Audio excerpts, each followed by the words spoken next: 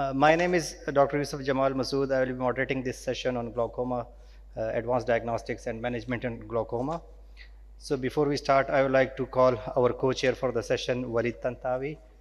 Please, Walid, if you can come. And our chairperson, Humma Shahid. So our first presenter is Walid Tantawi, and he has two talks. One is on normal tension glaucoma, the unsolved mystery, and the other is the enigma of glaucoma suspect.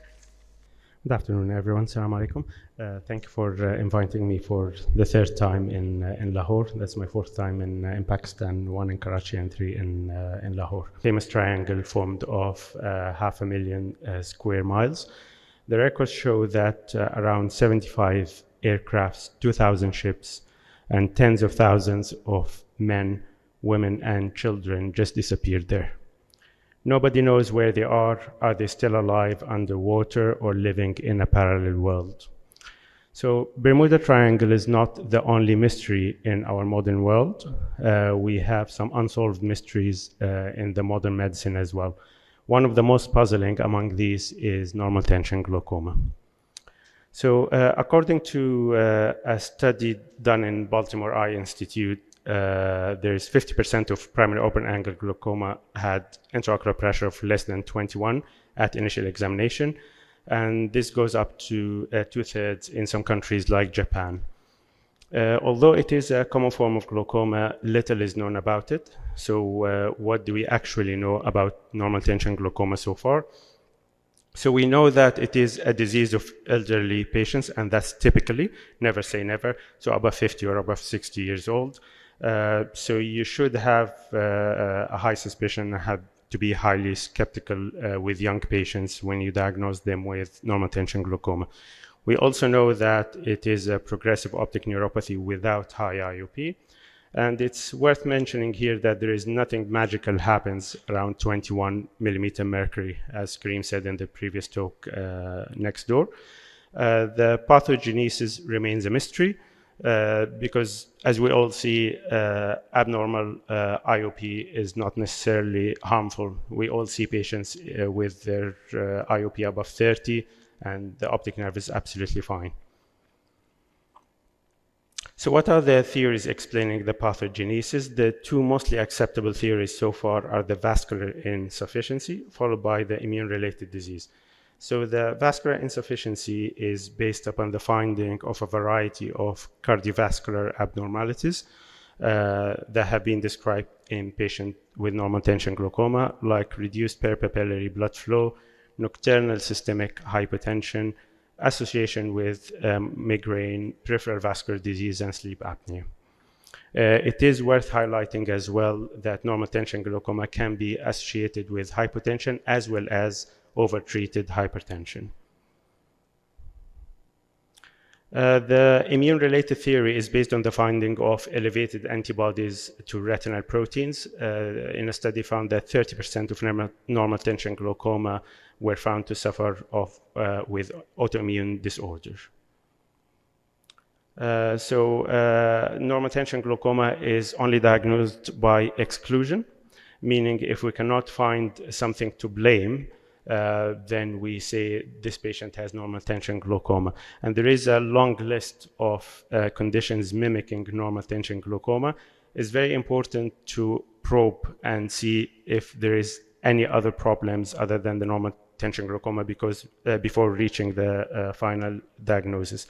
So the most common masquerade is large physiological cup. So an average vertical disc diameter should be between 1.7 to 1.8. So as you can see, these are all normal discs. So we will fix the black circle here.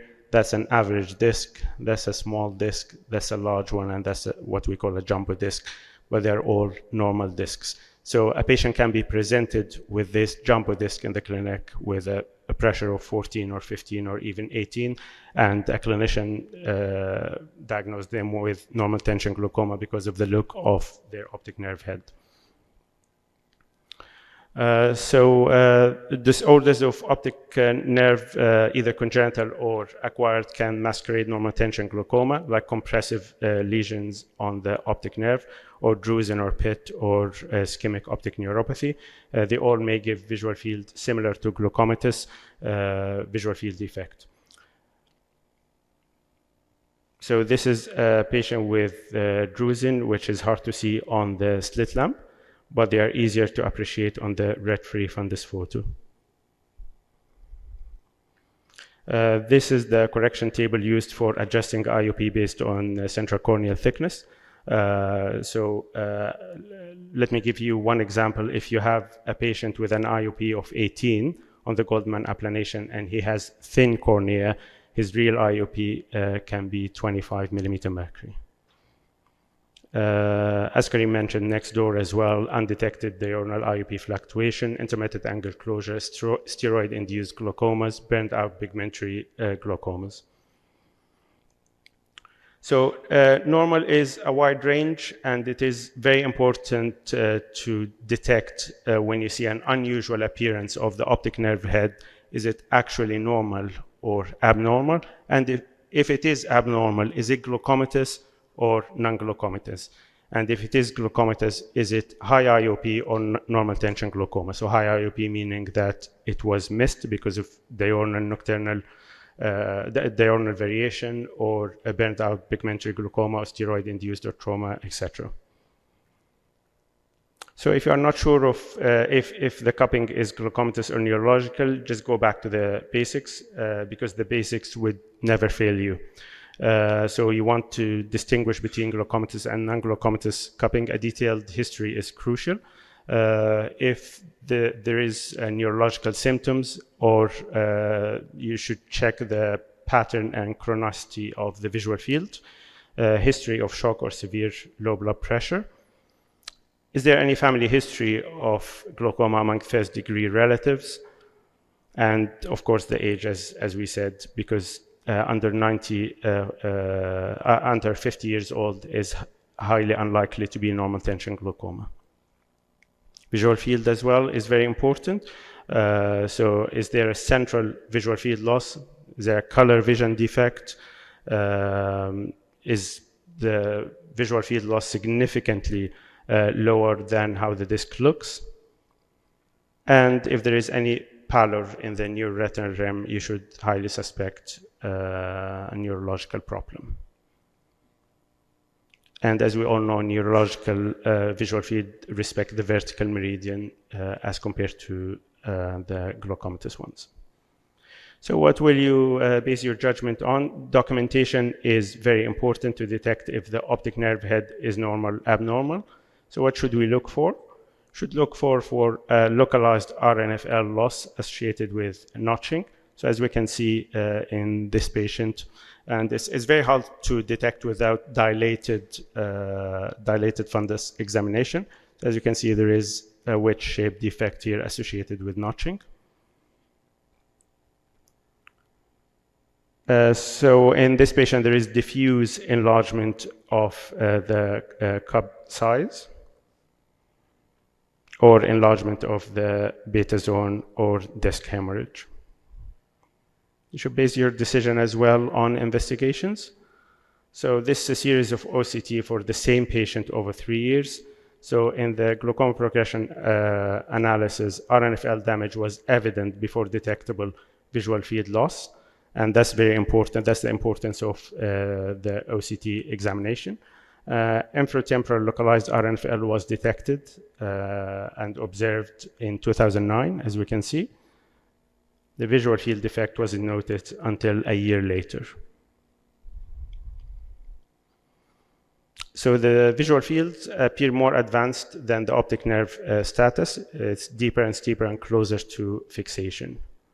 Unfortunately, these patients are picked up late when the disease is advanced, because usually they are asymptomatic and usually missed during routine examination. So please do not ignore these red signs for neuroimaging. So we should send the patient for neuroimaging if they are young, if they have rapid deterioration of vision, if the rim is pale, if there's defect in the color vision, and if it is a unilateral. As we know, most glaucomas, including normal tension glaucoma, is a bilateral disease, typically. So you should also base your judgment on your gut feeling. Always trust your gut. Right, so treatment options, we go through them quickly. Should we treat or not treat normal tension glaucoma if you diagnose the patient with normal tension glaucoma? So first option is not to treat. In a study showed that a treated group, 17% only progressed in 5 years, and untreated group, 50% progressed in 5 years, and 50 remained stable. If you decide to go for an IOP reduction, these are your options as any other glaucoma: medical, laser, or surgery. So to reduce progression, it's very important that you have to be aggressive, at least 30% from the baseline. So if the patient is presented to you with 18, your target IOP should be at least 12. There's no point reducing the pressure from 18 to 14 or 15. Lowering IOP from a normal range is much harder than treating high IOP. And I always like to use the analogy with the patients. If they are already slim and you're trying to ask them to lose 20 kilograms, it's very difficult compared to someone who's overweight. So the same applies to normal tension glaucoma. Episcleral venous pressure is 8 to 12, which limits the potential lowering of meds and SLT. It's very important to avoid beta blockers as well. Brimonidine showed similar drop in a study in IOP compared to beta blockers at 30 months, but glaucoma progression was 9% compared to timolol, which was almost 39%. It wasn't actually clear if this was because brimonidine is neuroprotective or beta blocker are harmful. However, I think in 2013 there was a Cochrane review for this study, and they found there is not enough evidence that brimonidine is neuroprotective. Right, so it would be good to do some neuroprotection rather than lowering IOP. Because IOP, is it really the most important risk factor in normal tension glaucoma? Probably not. So if the glaucoma is considered a neurodegenerative disease, then perhaps the following drugs will protect the optic nerve in a non-IOP related fashion. So take-home messages, always question your diagnosis when you decide to label this patient as normal tension glaucoma patient. So probe history, try to find something else to blame other than normal tension glaucoma. Be vigilant when examining the patient eye. Normal tension glaucoma is not just an eye disease. Work closely with the internist, and I always tell my colleagues and trainees, don't give advice on medication or lifestyle. If you treat, be aggressive, aim for 30% lowering IOP at least. And don't forget neuroimaging in indicated cases. Thank you very much.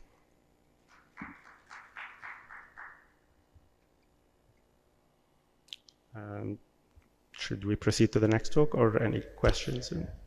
I think you should proceed. We will ask for question at the end. Proceed. Right, so the next talk is about the glaucoma suspect, and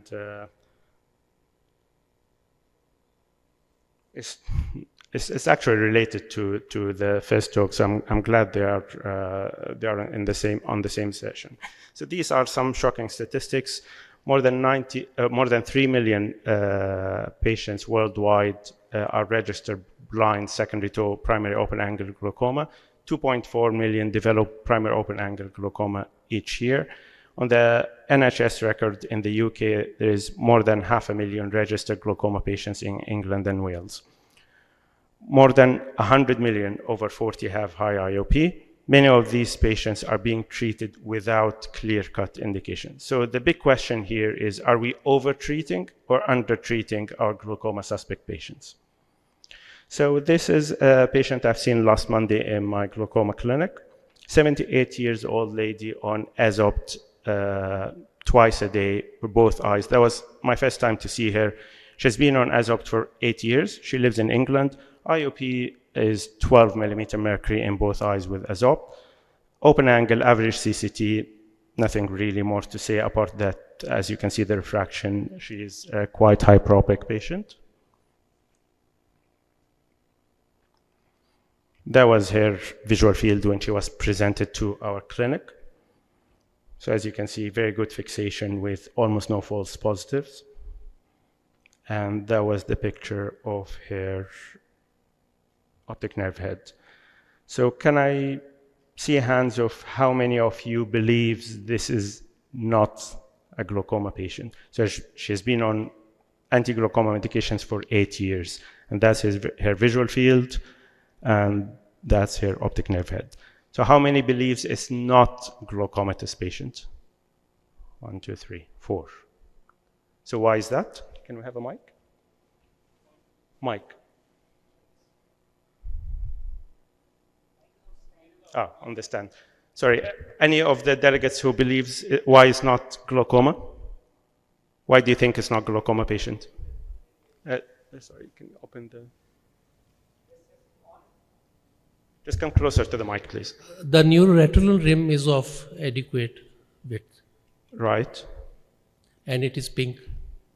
It's pink. Okay. In glaucoma, it stays pink. If it's pale, then we should be worried that there's something neurological going on. So pink neuroretinal rim is a good sign for glaucoma. Right. How many of you believes this is actually glaucoma? Nobody believes this is glaucoma? So she's been treated as glaucoma patients for 8 years in the UK. That's her visual field. Nobody believes she's glaucomatous patient? Actually, right now she's using Azopt. Her intraocular pressure is within normal range. And if you look at the rims are a little bit asymmetrical, but still doesn't look like a glaucomatous damage. But since she is like a hypermetropic patient, there could be changes in like angle closure. Maybe it's like they are saying it's open angle, but sometimes it's an intermittent angle closure. And that's because she was put on Azopt. It's not an occludable angle. It is actually, we've done gonioscopy. Then it doesn't fit into the... What would you like to do for her? So this patient was actually presented last Monday to me. Mm-hmm. She said, I've been diagnosed with glaucoma for 8 years. I've been followed up every 6 months. That was my first time to see her. If you were in my seat, what would you do? I would say that I would like to have some certain neuroimaging test on you, just to exclude. Yes. What kind, like MRI? Like MRI, definitely MRI. Why? Brain. Because the disc looks fine. The disc looks fine, but there are field effects. Okay. The defects are there. Right. So I need to rule out before saying that you don't have glaucoma right now. Okay. Homa? It's a big responsibility. Homa, do you have Homa?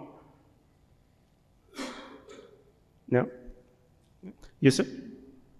Kareem? What would you do for this patient? Just the easiest thing, just carry on with Azopt. Pressure's IOP is 12. I mean, we need to ask her what was the starting pressure, and if she doesn't know, I'm not sure she necessarily needs drops based on these discs, although the asymmetry is there. But the effect is the visual fields, if they're reproducible, suggest an asymmetric temporal, pattern. So I think there's enough there to warrant neuroimaging.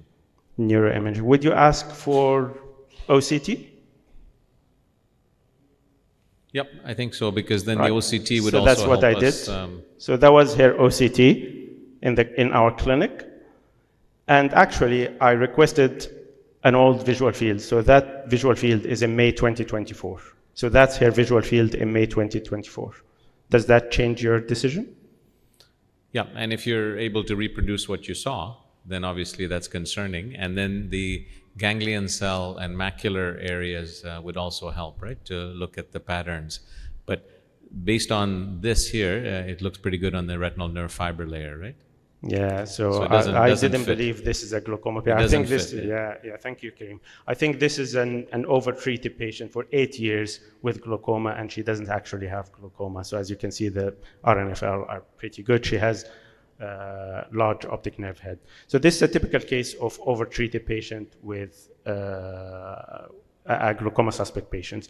Right, so who is a glaucoma suspect? A glaucoma suspect is a patient with some of these, like they have risk factors of glaucoma, positive family history, age, race, steroid, refraction, or risk factors of normal tension like migraine, hypertension, sleep apnea, or vascular diseases.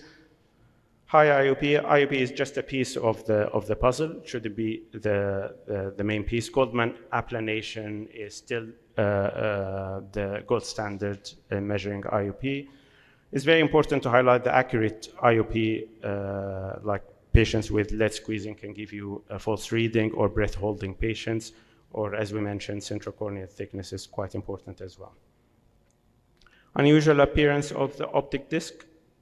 As we mentioned, we should distinguish first, is it normal or abnormal? And if it is abnormal, is it actually glaucomatous or non-glaucomatous? So you have to familiarize yourself with the normal features to be able to distinguish abnormal from normal. All these optic nerve heads are actually normal optic nerve heads. Typical, not normal optic disc features. So disc size. I cannot stress enough on the importance of big optic nerve head, because usually how people are, or patients are misdiagnosed with normal tension glaucoma, and they just have a big optic nerve head. And when we have a big optic nerve head, we'll typically have big cup. But the neuroretinal rim is also big, as we can see. So the area is actually enough for 1 to 1.5 million axons. So the neuroretinal rim is typically more important than the cup-disc ratio. Disc shape, slightly vertical. We're talking about normal, not typical. Slightly vertical oval disc with horizontal cupping. So vertical cup-disc ratio is more important than the horizontal, and respects isn't rule, and that's controversial a bit. Right, I'll be quick. So rim color, as we mentioned, is very important. Okay, I'll jump to so it's a patient of learning curve of visual field. Right, so last quiz. 54-year-old presented in the same clinic on Monday with open angle, average central cornea thickness. IOP was 33 in the right eye, 27 in the left eye. Family history of glaucoma. That's her optic nerve head, and that's her visual field. Can I have a minute, or that's it? Just that's the last case. Yeah. Okay, so 33 IOP in the right, 27 in the left without treatment.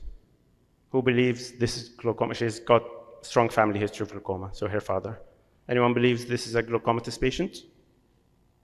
That's her visual field, and that's her optic nerve head. OCT? Right, okay, that's her OCT. Good thinking. What's the CCT? It's average. Average, open angle, average. Would you treat as glaucoma with this visual field? Yes, because the asymmetry is quite, and the cup-disc ratio at Yeah, it's a pre-metric, really, pre-parametric patient. So that's a patient as well, and a good example of undertreated patients. So they just followed her up until she's got RNFL thinning based on visual field only. Okay, so why don't we treat all glaucoma suspects? Because once we start treatment, it's a long life decision because of the side effects of the drops, bad quality of life, and the limited effect of the conversion rate from optic nerve head to primary open angle glaucoma. And if it's not broken, don't fix it. Thank you very much. Thank you, Walid. Now I will call Ms. Huma Shahid for angle closure glaucoma diagnosis and management. Okay, we're going to move on to angle closure diagnosis and management. I think a 10-minute lecture to discuss the entirety of angle closure does the subject no justice. So my lecture will simply be a prelude to a more detailed discussion that will be provided by some of my colleagues speaking after me. So please consider this an introduction.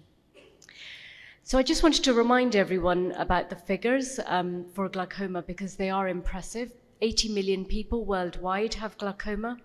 That number is predicted to increase to 111 million by 2040. We have 3.6 million people who are blind from glaucoma and an additional 4 million people visually impaired. Glaucoma accounts for just over 8% of all blindness and just over 7% of blindness in Pakistan at the time of the last survey. It is the commonest cause of irreversible blindness, and importantly, South Central Asia is predicted to have the largest growth in glaucoma cases from 17 million just over a decade ago to 33 million in 2040. If we look at the risk factors for angle closure, it is more prevalent in older females, those of Asian descent, subjects who are hypermetropic, with a family history, and certain anatomical factors. So in patients predisposed to angle closure, they often have a short axial length with a more anterior lens position, an increased lens thickness, which is greater than in age-matched controls. So angle closure results from appositional or synechial closure of the angle, which restricts aqueous outflow, raises the eye pressure, and often leads to optic neuropathy.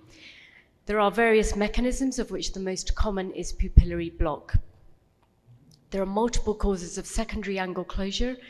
It's very important to examine the fellow eye and not assume that the mechanism is primary pupil block. You cannot diagnose angle closure without looking or attempting to look at the angle. So a vital part of your clinical examination is gonioscopy, particularly because chronic angle closure glaucoma is the major cause of blindness from glaucoma in Asians. And the commonest cause of an incorrect diagnosis in a patient with glaucoma is failing to perform gonioscopy. It doesn't matter which lens you use. Briefly, the lenses can differ depending on whether or not you use a coupling media. And the importance of the direct lenses is that they allow indentation and a more dynamic examination. I'm only going to talk a little bit about gonioscopy because we have a much more detailed talk later. But remember that the image is a mirror image, but unlike a retinal lens, there's no lateral transposition of the images. Remember to use low-level lighting to avoid artificial opening of the angle with the strong pupillary constriction response to light. You can use the corneal wedge to identify the trabecular meshwork in more difficult angles when there is either too much or too little pigmentation. You can ask the patient to move their eyes slightly away or towards the gonioscopy mirror, depending on the contour of the iris, to enable you to identify the angle structures. When we're training in gonioscopy, we often ask our residents to look for tiramisu, the sort of brown and white lines in the angle, and just feel comfortable in achieving that view. And then when you're more comfortable with handling the lens, you then start to identify the individual layers. There are different gonioscopy grading systems. Most people will use a modified Schaefer grading, but beware the Shea grading system, which is the reverse of the Schaefer grading, but uses Roman numerals rather than Arabic numerals. My definition, which has served me well, is that an occludable angle is an angle where the pigmented trabecular meshwork is not visible in 3/4 of the circumference. Most research papers and guidelines will use a definition of 180 degrees. But remember, when you identify somebody with an occludable angle, there is no parameter or provocative test that is sensitive enough to identify which of those patients will ultimately go on to develop primary angle closure glaucoma. There have been some studies in the past. We know that if the patient has 2 quadrants of angle closure at presentation, that is a risk factor for progression to future glaucoma surgery. Anterior segment OCT is not widely available or used widely in clinical practice, but may be helpful in screening for the high rates of undiagnosed angle closure that exist. These are our definitions of angle closure. So we have the primary angle closure suspect, the patient who has an occludable angle, where we can say that less than 90 degrees of the trabecular meshwork is visible with static gonioscopy. Primary angle closure is an occludable angle with signs of obstruction to aqueous outflow. So the patient may have an elevated eye pressure, signs of ischemia from previous intermittent angle closure, so episodes of high pressure, and peripheral anterior synechia. And only use the term glaucoma, so chronic angle closure glaucoma, where there is evidence of optic neuropathy, and less than 30% of patients with primary angle closure will develop glaucoma.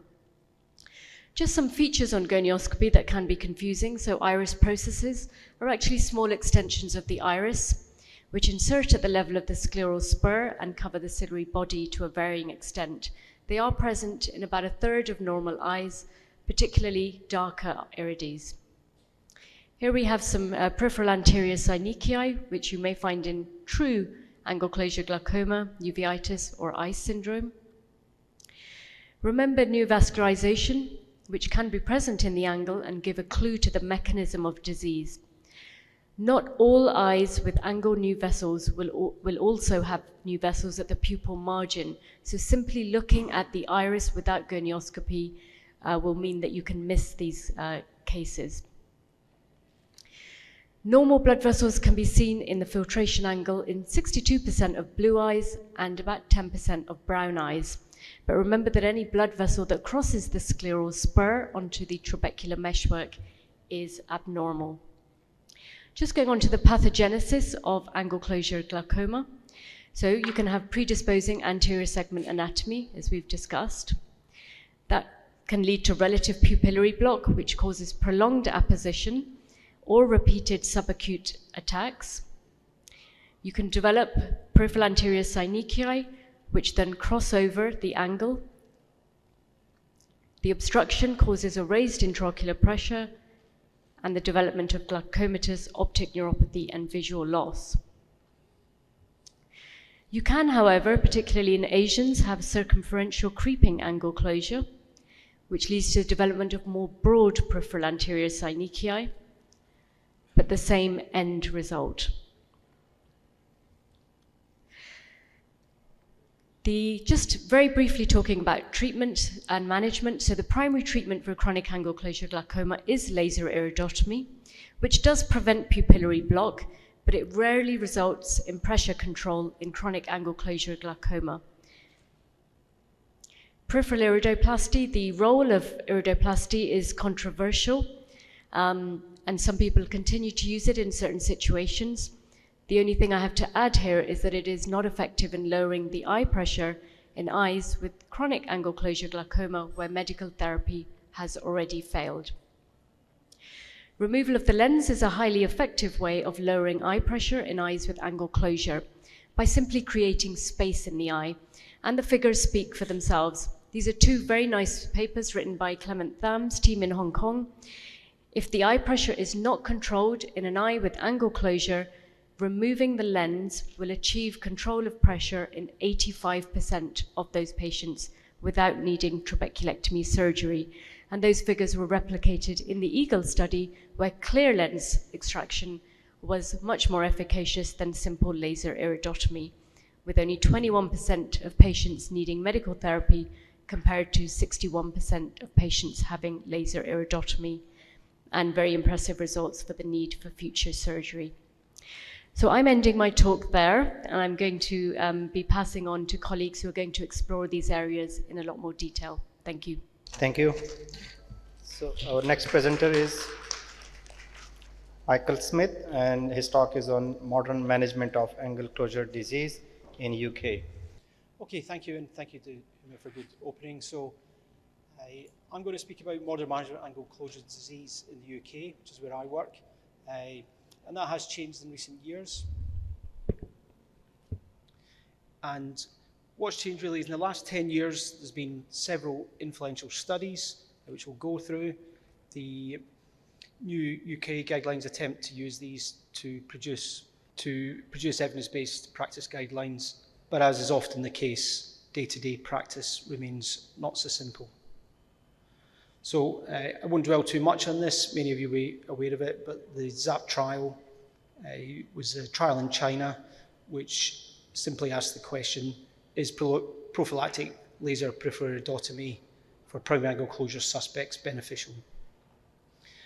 It took almost 900 patients and randomized one eye to an iridotomy and used the other eye as a control.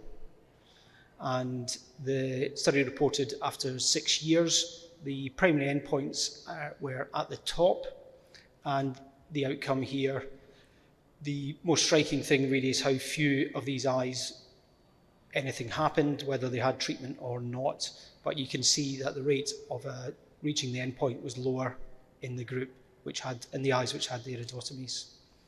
So, quick summary really is that progression of angle closure disease in primary angle closure suspects is very low, with or without the iridotomies. 1 in 100 progressive a year, and the iridotomy halves this to 1 in 200.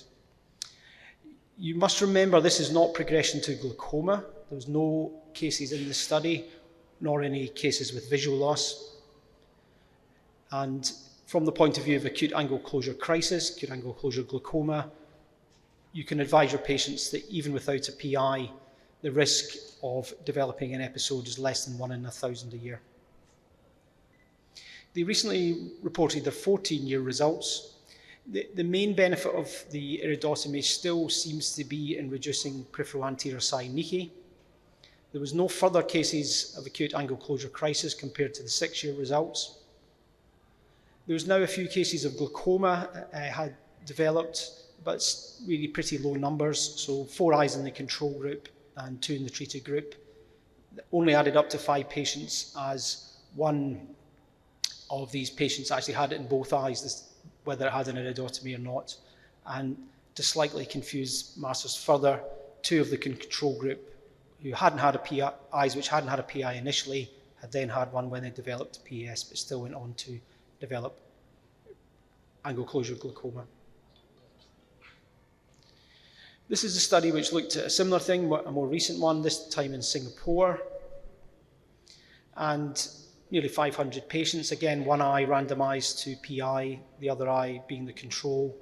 And in this group, once again, it was not having a PI doubled the rate in the eye of reaching the endpoint, but once again, this is mainly in preventing peripheral anterior synechiae. In this case, this group, there was a few cases of glaucoma, but pretty small, and similarly again, the acute angle closure crisis incidence was low, but lower again in the eyes that had iridotomy. Putting these 2 studies together, they suggest that having an iridotomy halves the risk of primary angle closure suspects progressing to primary angle closure, defined as mainly having PAS, but the overall risk of a visual impairment is low, and the number needed to treat for these studies, there are slightly different inclusion criteria and slightly different endpoints, but you can see in both of them it's a fair number. And the conclusion of both of the authors is that PIs are not likely to be of benefit to the majority of people in this group. And again, the risk of acute angle closure crisis is low even without the iridotomy. So this begs the question really, is PI not useful in this group? And this was a review and sort of opinion piece in the Ophthalmology Glaucoma fairly recently, which looked at this. The answer is, maybe not, but there are some limitations of those studies, which are very good studies. So the ZAP study was a screening population, and that may not reflect the patients that we see in our practice, who have often been referred by someone else who's worried that they're at risk of glaucoma. Some of the earlier smaller studies, which showed more of a benefit, the patients seem to have a narrower anterior chamber depth, and that again may relate to the population and the screening element of it.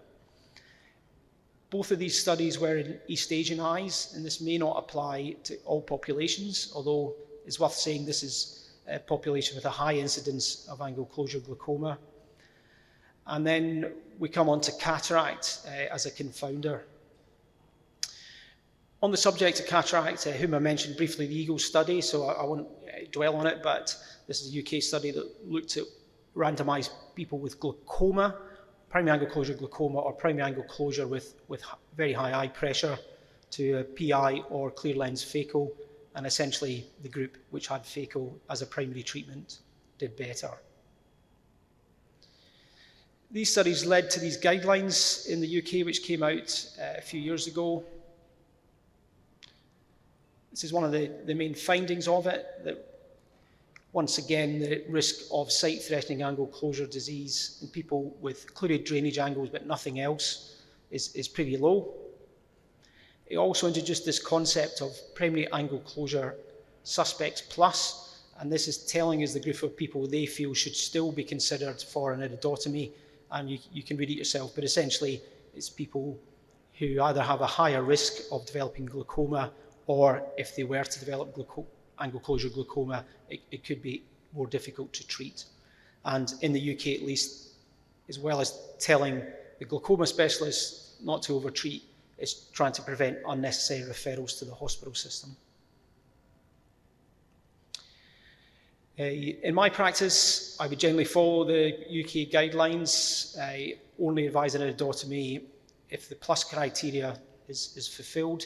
But I think I also would include these groups of patients. So it's not uncommon to see patients referred with possible symptoms. So, vague headache and periorbital pain, almost always not due to intermittent angle closure, but sometimes it's useful to do the PI, and therefore you can tell the patient that almost certainly now this is not the cause of it, and therefore they need to seek help elsewhere.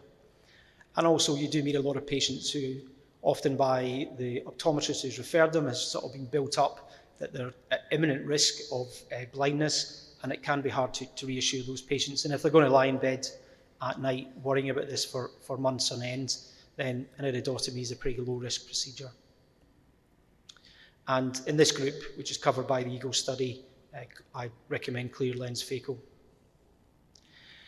The issue with cataract, so both the EAGLE study, and both the primary angle closure suspect studies excluded significant cataract. But of course, many of the people we see in practice do have some, with angle closure disease, do have some cataract. And you really got to just consider them on a case-by-case basis. The biometry can be useful in assessing risk. We know that when the axial length is less than 21 millimeters, the risk increase, as does the inaccuracy in the biometry. And when you get less than 20 millimeters, you've got a very high rate of problems, and then this risk of aqueous misdirection.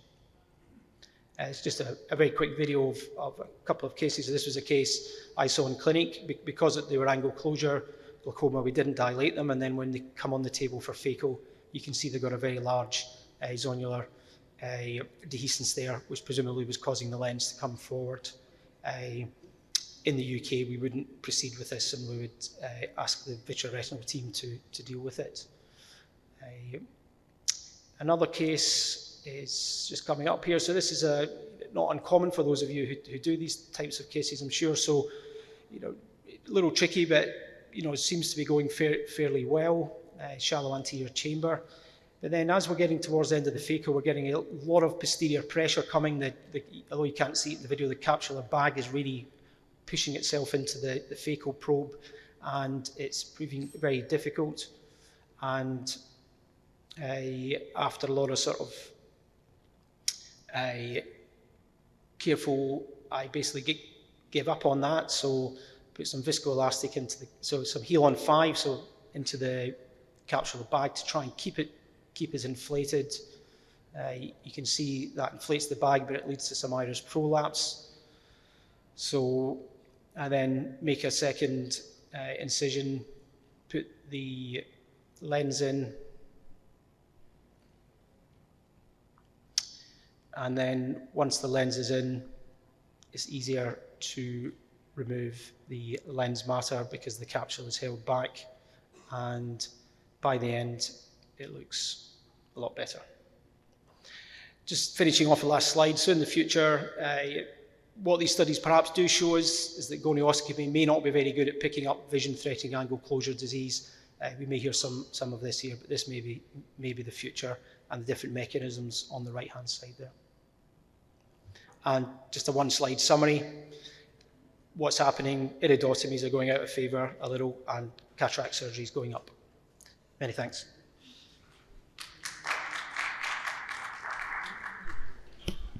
Thank you. So our next presenter is Syed Imtiaz Ali, and the topic is on role of gonioscopy in glaucoma diagnosis and management. Assalamu alaikum. My job has been made very easy by Dr. Huma, who's shown quite a few of my slides. I've been delivering this talk for last many years, and every time I think I should take a new topic, but still I go back to it because people demand it. It's a forgotten art, but revisited. Huma also showed this, why should I bother to undertake gonioscopy? It's the key to the diagnosis and treatment of any type of glaucoma. Problems, what are the problems? Why don't we do it? There's lack of equipment, lack of awareness mainly, lack of motivation, lack of SOPs. There are no guidelines if they are not available. Difficult learning curve. So in this talk, you will see the purpose of gonioscopy, principles, methods, angle structures, grading of angle width, developmental abnormality, and key points. It's a fundamental part of comprehensive eye examination, particularly in glaucoma patient. Most important factor in correct diagnosis. The omission can lead to misdiagnosis, as you have seen in the last two presenters what they said about primary angle closure glaucoma. Done initially for all glaucoma patients and suspects, repeated periodically. Once you've done a gonioscopy on one patient, it's not the end of the world. It must be at least repeated once in a year. Differentiates between angle closure, occludable angle, and secondary glaucomas. These are the different classifications, Shays, Schaeffer's, Spade, but we usually take notice of Schaeffer's classification. These are the two methods, modified Schaeffer and Schaeffer, and the grade 4 is 40 degrees, grade 3 is 30 degrees, and grade 1 is 10 degrees, and 0 is closed angle. You can use any classification. This is a slide that Huma also showed. Any type of lens can be used, but most of the glaucoma specialists, they use Zeiss G4 lens, which has got 4 mirrors and does not need a coupling fluid. You can use any mirror that you like and which is handy for you. You can simply use a Goldman style, a rich trabecoplasty laser lens can be used, or MagnaView lens can be used. It's of two types, direct gonioscopy in indirect without indentation and with indentation. So these are the difference between the view that you see without indentation and with indentation. Direct gonioscopy. This can only be done in the operating theater with a microscope with special positioning of the patient. It gives you straight on view, angle of visualization variable, more panoramic angle recession comparison can be done, but it is inconvenient and you need special equipment and a co-epi lens for it. Before you start doing gonioscopy, you should align the outer canthus of the lens as the arrow shows with the black mark on the slit lamp, and you can use a gold 3 mirror to start with. This is the lens that I use, and I was just talking to Waleed and he said he uses the same lens. You adjust not too much of magnifications. Then this is one of the optometrists in our department. Explain to the patient what you are going to do. Have an elbow rest so you don't tire. Then general guidelines, first do external examination. Tonometry must be done before gonio, otherwise the pressure will change with compression. Use local anesthesia, pay attention to patient comfort. Magnification starts from 10, can go up to 25. Fairly short and narrow beam, 2 to 3 millimeter. Use a semi-dark room. Pupillary constriction makes a narrow angle appear more open. Tell patient what you are going to do. Use low lighting, avoid light entering pupil, more physiological, more likely to see apposition, can confirm using indentation. high magnification, and 1 to 2 millimeter high beam, narrow as soon as possible and bright. A simple 3 mirror can be used as you can see here, but you need a coupling fluid, a hypromellose, and then you apply and keep rotating the lens, and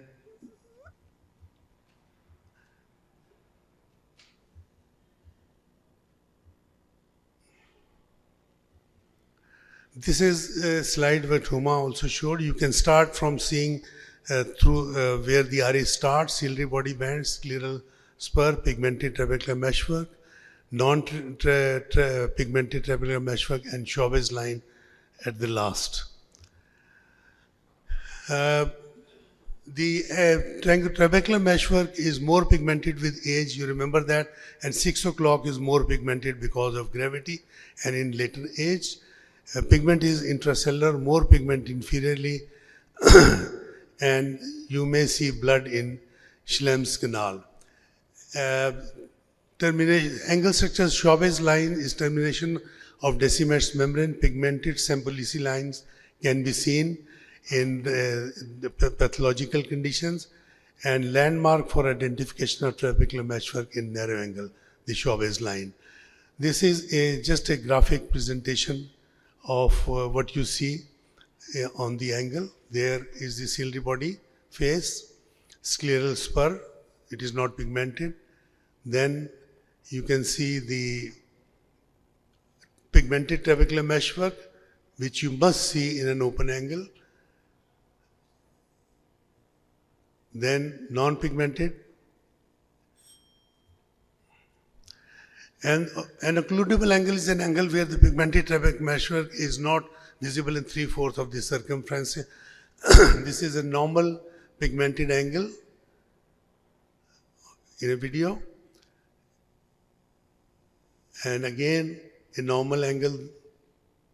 You need practice too.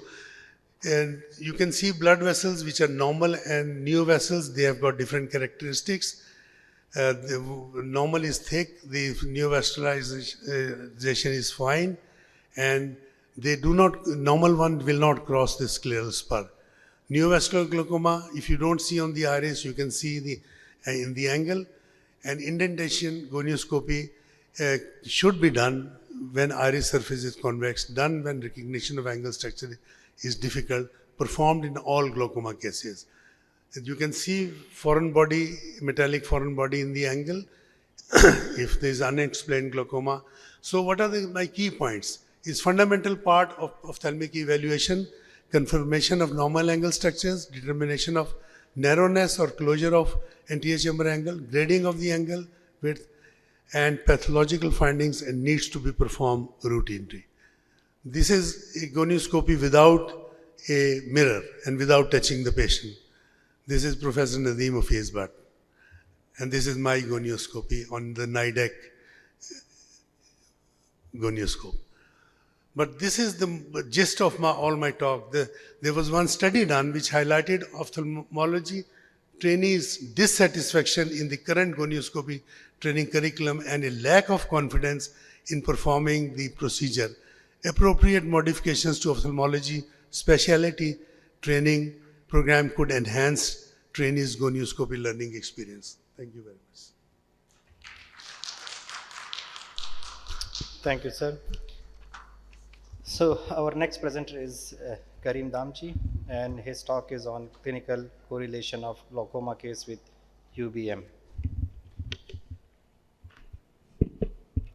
Assalamu alaikum. Thank you so much for the invitation. So as with any technology, there are pluses and minuses to using it. And I just wanted to highlight some of the benefits of ultrasound biomicroscopy. So let me just take you through this here. I don't have any particular financial relationship or disclosure other than that I run a clinic at AKU where we do ultrasound biomicroscopy. So as you know, you can do the anterior segment assessment by gonio, but you also have tools like the anterior segment OCT, ultrasound biomicroscopy, which is a Canadian invention from Charles Pablin and Stuart Foster at the University of Toronto. Basically, it's using sound waves, but unlike regular B scan, which is about 10 megahertz, this is 35 to 50 megahertz or even more, and it creates very detailed resolution of the structures in the anterior segment. The problem is you cannot penetrate more than about 3 to 5 millimeters in depth. So unlike B scan, we cannot go back too far. And there is a technique of obtaining some standard measurements with this technology. So here's an anterior segment OCT done by Visanti, which shows clearly that the angles are narrow. So this is done under dim illumination. If you do ultrasound biomicroscopy, the main benefit is that you're now seeing behind the iris because you're penetrating with sound, unlike light, through the pigment epithelium. So that's the main benefit. Now, if we look at iridotomy or even sometimes lens extraction, we will come across patients where the angle is still narrow despite some intervention, and we are still concerned. And I just want to show you on the left an example of angle that has deepened post-iridotomy, but on the right, it has not deepened much. And you can, in your mind and with the imaging, you can see that the problem is really the lens. But most times when you have a persistent narrow angle post-iridotomy or post-lens extraction, you're dealing with a plateau iris. And if it's before the lens extraction, it may actually be a phacomorphic closure. So it's important to distinguish between these two. And if you're a really good gonioscopist, you can figure out the mechanism, whether there's peripheral anterior synechia. And if you need help with the technology, then, you know, with the gonioscopy, you'll see the double hump sign on the left with the plateau iris, whereas with the phacomorphic, you'll see more of a volcano, like a vaulting of the lens that comes forward. And with the imaging, the main distinction is that with plateau, you have a ciliary body immediately behind the iris that is bolstering and holding up the iris, whereas in the other example of the high lens rise, you basically have a situation where the lens is vaulting up and pushing the iris. So most of these things are clear clinically by anterior chamber depth assessment. So for example, in these narrow angle patients, it's important to look at the peripheral depth as well as the central depth. And in plateau, you still have a pretty good central depth, but in lens rise or any posterior pushing mechanism, the axial anterior chamber will be shallow. With plateau, of course, there are many different types of treatment. One of them is iridoplasty, which can help. Here's an example of an angle pre-iridoplasty, post-iridoplasty, and I have to thank Ike Ahmed for some of these images here. With iridoplasty, we place about 200 micron spot size at about 200 milliwatts or even less, just to shrink the peripheral iris, and usually 0.2 seconds or 0.3 seconds. And you can see the sculpting of the peripheral iris, which pulls it away from the angle. And here's pre-iridoplasty and post-iridoplasty showing some opening. So it is an option in addition to, you know, lens extraction, cycloplasty, which is also an option. So some people use diode laser through the sclera or endoscopically to shrink the ciliary processes as well.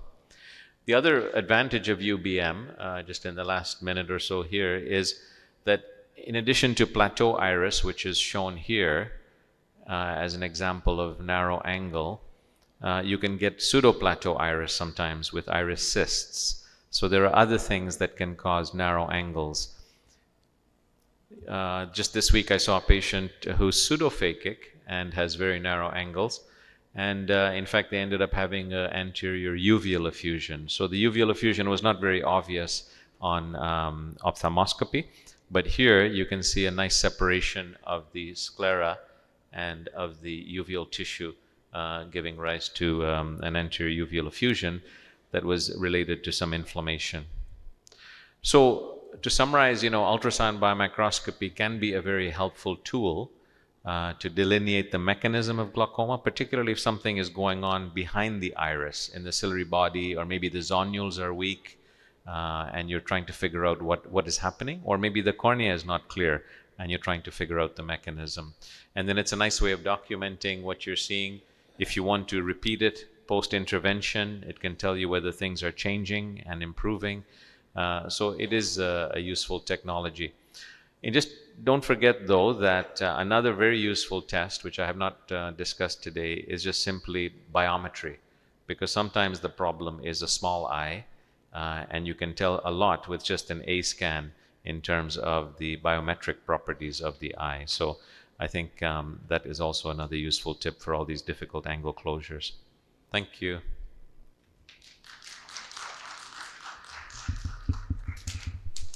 Thank you. So next speaker is Fatma Zahra, and her presentation is on prevalence of pseudoexfoliation syndrome in northern Pakistan, a hospital-based survey. Assalamu alaikum everybody, I'm Fatma Zahra and I will be presenting on behalf of Dr. Zubaida Sarang, and our topic for today's presentation is prevalence of pseudoexfoliation syndrome in northern Pakistan, a hospital-based survey. The background for this, pseudoexfoliation is basically a condition where there's a deposition of identifiable microfibrillar substance in the eye's anterior region, which also then causes and can cause potential glaucoma. Pseudoexfoliation is a condition which is observed across various geographical regions with prevalence rates varying significantly between 0% and 38%. So I had a very interesting conversation with Dr. Zubaida, and that's what we are discussing. She has worked in European countries. She's worked in Karachi. She's also worked in northern areas of Pakistan. And she said that she has noticed this condition in Europeans and then in people living in northern areas of Pakistan, but very less in Karachi. So probably there's some geographical predisposition to this condition. Then it also affects both sexes equally. However, there's an interesting finding here again, which says that it occurs in male earlier than females. So why are we doing this study and what was the need? Despite the progress in understanding and treating pseudoexfoliation, it still remains understudied in specific geographical areas such as Gilgit-Baltistan and Chitral, which are the northern areas of Pakistan. Therefore, investigating prevalence of pseudoexfoliation in northern Pakistan, specifically due to high altitude, UV exposure, advancing age, genetic predisposition, systemic diseases like hypertension is important. So these could be some of the risk factors that we wanted to look into. As well as there is a limited access to ophthalmological care and healthcare facilities in these regions. So we wanted to see whether there is a greater predisposition, and also are people being underdiagnosed, like is there a link? So coming to the significance of this study, these findings will inform strategies to enhance screening, early interventions, and healthcare accessibility. Secondly, targeted initiatives will benefit populations at high risk of undiagnosed pseudoexfoliation and its progress to glaucoma. So we can potentially prevent people from glaucoma if these are diagnosed earlier, and then if they're treated.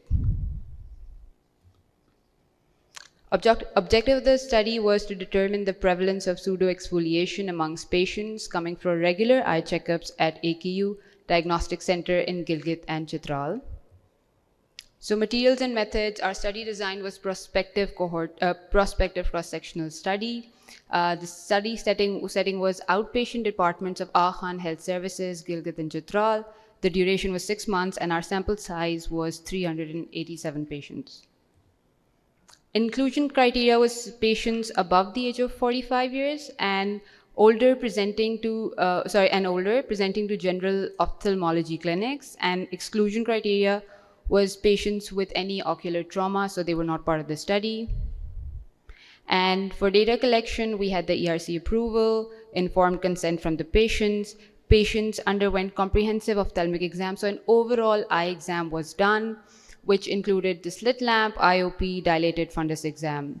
And then there was a criteria which was set to diagnose someone as pseudoexfoliation, which was if there were white flaky materials identified around the pupillary borders and or anterior lens capsules on slit lamp and or iris trans illumination defects.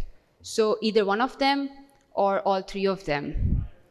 And then data regarding age, gender, laterality, and presence of pseudoexfoliation was gathered. So for statistic analysis, mean and standard deviation was taken for age, frequency and percentage for gender, laterality, and pseudoexfoliation. And then comparison was done between age groups and gender with pseudoexfoliation, and we used chi-square test. P-value for less than 0.5% was 0.5 was taken as statistically significant. These are the results. So this is for age, and the mean age was 66. This is for the gender. So again, male were 58% and females were 41%. And this is the prevalence. So although it was done on a limited setting, we can still see almost 36% of patients having this condition. And this is an interesting finding. So you can see less than 50%, we do not have any case of pseudoexfoliation. And then more than 50%, there are 38.1% positive cases. For gender, again, male 43.6% and female 25%. But this is for a p-value of 0.001. Coming to the conclusion of this study, we need to realize that it does highlight pseudoexfoliation in northern areas, particularly in those regions which have challenging healthcare access. It also emphasizes the need for enhanced screening, early intervention programs, which are tailored to high altitude populations. These findings will serve as a foundation for improving ophthalmic care, reducing undiagnosed cases, and preventing progression to glaucoma. This work underscores the importance of addressing regional disparities in healthcare accessibility to benefit at high-risk population effectively. However, there are certain limitations to this study. The study's findings may be influenced by selection bias because all those patients who just showed to the clinic, they were part of the study. We did not go out on our own to reach the patients and see what exactly is happening. Secondly, due to resource constraints, data on pseudoexfoliative glaucoma could not be collected. Extensive population-based studies in northern Pakistan are essential to investigate the parameters and risk factors associated with pseudoexfoliation syndrome. Thank you so much. Thank you very much. Our next talk is by Yusuf Jamal Masood, who is our moderator for the session, who will talk about compliance with the ICO guidelines for glaucoma eye care in Pakistan.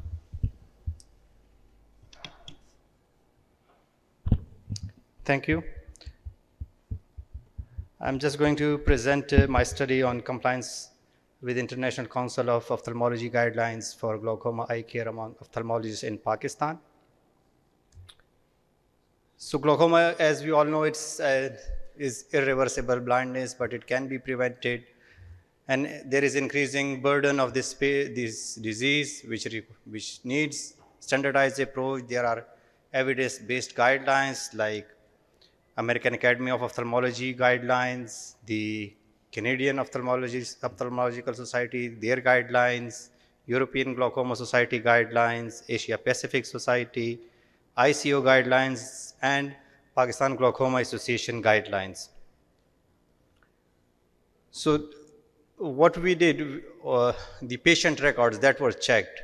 Patient records, it can be either paper or electronic, and it is an important data. It can tell you what is actually the compliance pattern of ophthalmologist. And we chose ICO guidelines because it addresses both the high and low resource settings.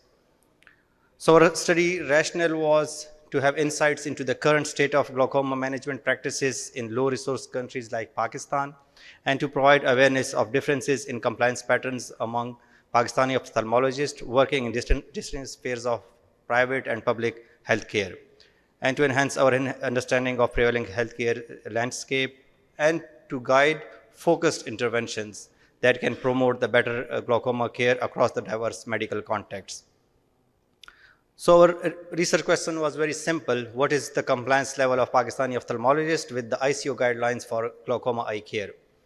And that was our aim, to determine the compliance of the a Pakistani ophthalmologist with ICO guidelines, and then compare between the public and private settings. It was a chart review.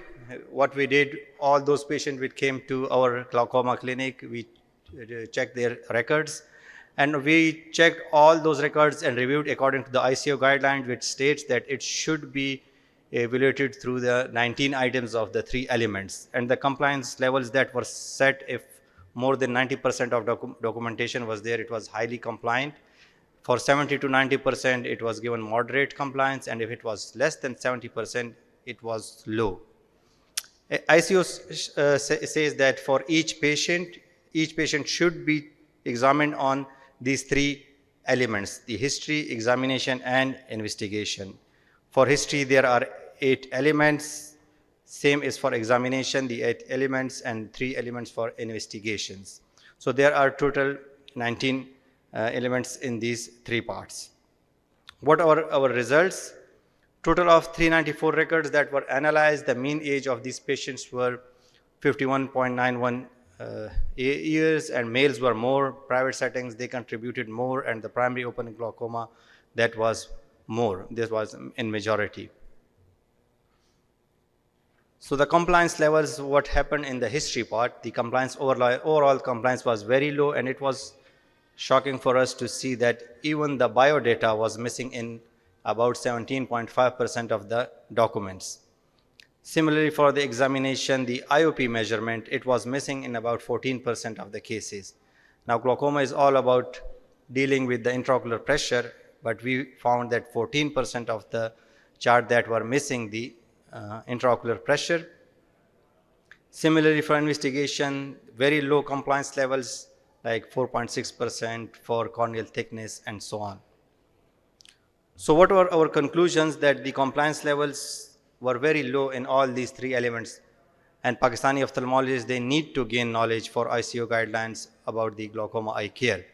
And our study, it emphasizes implementing these guidelines in the general ophthalmology curriculum.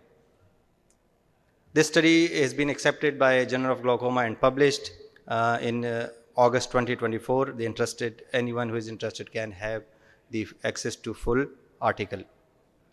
Now, take home message from this study for us, everyone, was that these checklists, these guidelines, they always help. And the PGA, now the Pakistan Glaucoma Association, that has also devised glaucoma guidelines for our demographics, and our residents, our ophthalmologists, whoever is dealing in glaucoma, they should read and should be aware about these glaucoma guidelines. And then I would like to thank my research team, Dr. Ali Hassan Nasir, Dr. Hira Wakil, and Dr. Saima Farooq. These were our references for our study being published, and thank you, everyone. Thank you very much for keeping to time. Our next speaker is Afzal Botla, is that correct? His topic is on diagnostic parameters of glaucomatous changes in retinal fiber layer and ganglion cell layer. Bismillahirrahmanirrahim. I'm going to talk on the 3-dimensional analysis of the neuroretinal rim thickness as an important diagnostic criteria for open-angle glaucoma. We already know that when we are doing the OCT, we go for the retinal nerve fiber thickness at the level of the optic nerve. Then we go for the analysis of the macular ganglion cell thickness, but we always forgot about the importance of the rim. A rim has got about 95% of the neurons, and when there is any change in the rim, that is one of the most important criteria which should be taken in consideration. This work has been done at the Bodla Eye Care with the CMH Institute of Medical Sciences. And as you all know, glaucoma is the world leading cause of permanent blindness, and it is a progressive neurodegenerative disorder. And death of the retinal ganglion cells produces structural changes that include thinning of the retinal nerve fiber layer, the macular ganglion cell complex layer, and the neuroretinal rim tissue. Neuroretinal rim is portion of the optic nerve head that contains the axon of the retinal ganglion cells, which are 94% neurons and 5% astrocytes. And in a healthy eye, the neuroretinal rim plays a crucial role in maintaining the normal vision by transmitting the visual information from the retina to the brain. MDB, that is the important point. MDB is the shortest distance which is taken between the cup surface and the OCT base disc margin. And if you see the clinical picture, the neuroretinal rim, that is the limitation between the termination of the optic cup and the termination of the optic disc. And whenever there is a damage to the optic nerve head, and when there is axonal damage, the changes in the neuroretinal rim, they will start. Now these are the normal parameters of neuroretinal rim, CT ratio we take, and these are the normal retinal parameters we take in the form of nerve fiber layer thickness. Whenever the changes take place and a neuroretinal rim assessment appears to be valuable, and it is always in the nasal and in the temporal quadrant, and in the nasal quadrant it is the infranasal portion and it is the supranasal portion which is involved. First of all, this is the ongoing study, and so far the cases which I am going to present, there are 2 to 3 patients. These were diagnosed as a case of glaucoma. They were on anti-glaucoma treatment, but when we analyzed the neuroretinal rim, they proved to be non-glaucomatous patient. Now this is the first patient with the visual acuity of 6/6 both eyes, intraocular pressure of 15 and 16, CCT of 502 on both eyes, and rim area, the CPRLF thickness and RP's density, that was normal. The rim was 1.2521 while the CD ratio was 0.8, and that patient was wrongly put on the anti-glaucoma treatment because of the CD ratio. Now this is the left eye of the same patient, and when we see the retinal nerve fiber layer thickness and RPC density, that is totally normal. And this was a not patient of glaucoma. The rim was normal, and it was wrongly diagnosed as a case of glaucoma. Now this is the second club patient. It was myopic patient of -7, was on anti-glaucoma treatment, and when I did the study, the CCT was 489 on one eye, 492 on the other eye, with a CD ratio of 0.7. Now these are the parameters. If you see the right eye, the upper quadrant appears to be borderline, or practically if you see the myopia of -7, this borderline area is not a diseased area. In myopic eye, the normal thickness is different from the emetropic eyes. In emetropic eyes, the normal retinal nerve fiber layer thickness is 95 to 100, while in the myopic eyes, it is about 87 to 95.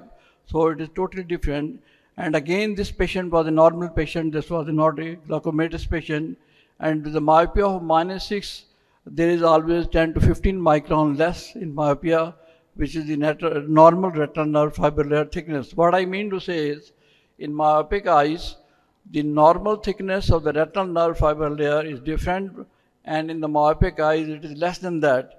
And this area, what we are seeing as a borderline area, this is a normal area of that patient, and this patient was on anti-glaucoma treatment for at least 2 years. Again, I have a patient which have followed about 21 years. This patient was seen in 2003 and diagnosed as a case of glaucoma. I started with the anti-glaucoma treatment. After 11 years, along with the Zelacom, I had to add the alpha-gon. Now these are the photographs taken in 2008 of right eye, then the left eye. Then we had the OCT in 2016. This is the first OCT which was taken in 2016. The REM is 1.47. On the left eye again in 2016, the REM was 1.55. And in 2024, again the REM stands to be the same, 1.5, because the pressure is normal. There is a stable intraocular pressure and there are no changes. The REM on the left side, that has gone slightly down, but the retinal nerve fiber thickness, that stands normal. So this is the glaucomatous progression analysis of the same patient. Over 21 years of time, there was no change, and this patient is stable, and the REM changes, they are not showing any significant difference.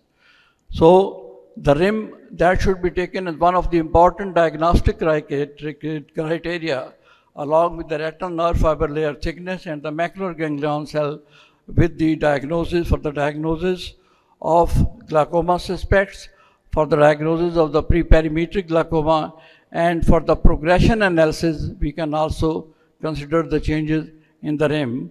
So it is obvious that NNR represents the axonal termination of the nerve fiber layer, which are 94%, and this is one of the most important criteria to be considered for any changes in glaucoma suspects, preperimetric glaucoma, or any progression in the perimetric glaucoma. Thank you very much.